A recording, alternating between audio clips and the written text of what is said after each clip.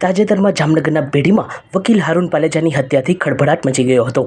પોલીસે આ પ્રકરણમાં સાયચા ગેંગના સભ્યો સહિત 15 આરોપી વિરુદ્ધ ગુનો નોંધ્યો હતો અને સ્પેશિયલ ઇન્વેસ્ટિગેશન ટીમ એટલે કે SIT બનાવી તપાસના ચક્રો ગતિમાન કર્યા હતા. આ પ્રકરણમાં એક પછી એક 11 આરોપી ઝડપાયા હતા. એ પછી વધુ 3 આરોપીને ઝડપી લેવાયા છે. કુખ્યાત રજાક સોપારીને પોલીસે દબોચી લીધો છે. ઉપરાંત ઉમર ચમડિયા અને શબ્બીર ચમડિયાને પણ ઝડપી લેવાતા કુલ 15 પૈકીના 14 આરોપી પકડાઈ ગયા છે.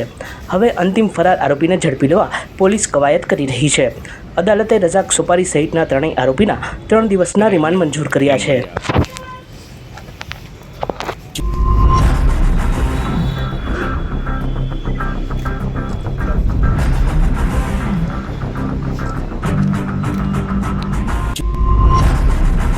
સચોટ સમાચારો સૌથી ઝડપી મેળવવા માટે અમારી ચેનલને સબસ્ક્રાઇબ કરો.